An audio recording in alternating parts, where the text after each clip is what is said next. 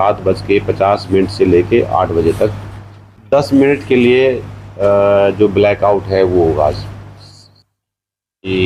आज सुबह है वो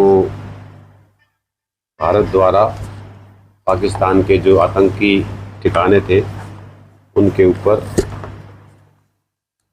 मिसाइल से अटैक किया गया है। तो एक तरह से अटैक करने के बाद युद्ध जैसे हालात होने की संभावना से इनकार नहीं किया जा सकता। उसी रेफरेंस में आज मुख्य सचिव महोदय द्वारा और जो ACS होम मैडम है उनके द्वारा सभी जिलों के जो DCs और SP साहिबान से वीडियो कॉन्फ्रेंस से सबसे बात की थी। तो जहाँ तक भिवानी की बात है तो भिवानी में जैसे आप लोगों ने भी देखा होगा कि शुरू में 11 ज़िले थे जिनमें मॉक ड्रिल की बात की गई थी और उन 11 ज़िलों में भिवानी का नाम नहीं था,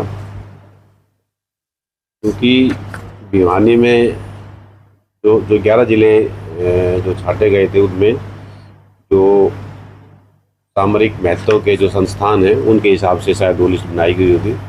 उसके हिसाब से भिवानी में कोई तो जो सामरिक महत्व के जो संस्थान होते हैं उनको A, B, C और D कैटेगरी में बांटा गया था। तो भिवानी में A कैटेगरी और B कैटेगरी का कोई सामरिक महत्व का कोई ऐसा संस्थान नहीं है। भिवानी में अगर बात करें तो हम सिर्फ हमारे पास पाँच संस्थान ऐसे हैं जो C कैटेगरी के संस्थान हैं। उसमें railway station Bhiwani, mini secretariat Bhiwani, jail Bhiwani और प्रेमनगर में जो BBMB का पावर हाउस है वो है और ग्रिड पावर प्लांट है निमड़ी वाली में। ये 5 संस्थान हैं जो C कैटेगरी में आते हैं। और D कैटेगरी की बात करें तो सिविल हॉस्पिटल है, PTM मिल है, भिवानी एजुकेशन बोर्ड है, एयर स्ट्रिप है और चौधरी बंसीलाल यूनिवर्सिटी प्रेमनगर है।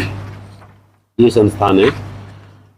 तो आज की जो कॉन्फ्रेंस का मकसद ये है कि एक तरह से लोगों को मतलब जागरूक करना और एक में क्लैरिटी दूँ कि ऐसी कोई पैनिक वाली कोई बात नहीं है, कोई डर वाली या घबराहट वाली कोई बात नहीं है।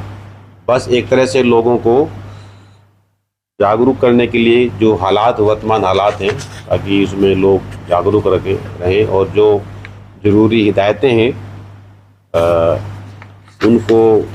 उनकी पालना करें। और पहले भिवानी में मॉक ड्रिल के आदेश नहीं थे, लेकिन अब ये हुआ कि सभी जो 22 के 22 ज़िले हैं वो अपने यहाँ जो भी संस्थागत जो भी ढांचा है हमारा उसको एक तरह से चुस्त दुरुस्त करने के लिए हम भी 4 बजे आज एक मॉक ड्रिल करेंगे। 10 मिनट के लिए जो ब्लैकआउट है वो होगा 7:50 से लेके 8 बजे तक। तो उसके लिए 7:50 पे सायरन बजाया जाएगा। जो BTM मिल में सायरन है वो भी बजवाएंगे और जो हमारे सेक्रेटरीट में है वो भी बजवाएंगे। और 8 बजे दोबारा बजाया जाएगा, ये मैसेज देने के लिए कि ब्लैकआउट अब ख़त्म हो गया। यानी ब्लैकआउट जैसे ही 7:50 में स्टार्ट होगा उस टाइम सायरन बजाएंगे और 8 बजे फिर दोबारा सायरन बजाएंगे, ये संकेत देने के लिए कि जो ब्लैकआउट है उसकी जो अवधि ख़त्म हो गई है। तकरीबन चीज़ें DC साहब ने बता दी हैं। तो ये है कि जो भी हमारी ड्रिल है तो बेसिकली ये है कि अलार्म जब भी बजता है तो आमतौर पे 2 मिनट 3 मिनट 4 मिनट का समय रहता है स्ट्राइक में। तो उस समय में हमें कैसे रिस्पॉन्ड करना है, बेसिकली सबसे इम्पोर्टेंट चीज़ वही है कि जो 2 मिनट 1 मिनट 3 मिनट मिलते हैं तो उसके लिए जो SOPs हैं वो अगर आपके ज़रिए समय समय पे पब्लिक तक पहुंचेंगी, क्योंकि आप बेस्ट ज़रिया हैं सबसे जल्दी पब्लिक तक पहुंचने का, तो उससे वो अभ्यास भी कर पाएंगे। तो बहुत साल के बाद ये ड्रिल हो रही है, तो आप उनके और उसके अलावा जो अगर कुछ हो गया तो उसके बाद कैसे कैसे हम उनको जल्दी से जल्दी फर्स्ट एड या मेडिकल हेल्प जो पहुंचा सकते हैं उसको लेके रिलेटेड है।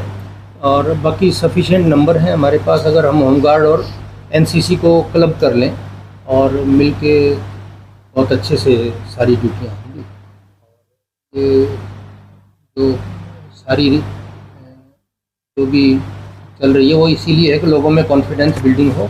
और असल में कोई इतना चिंता की बात नहीं है।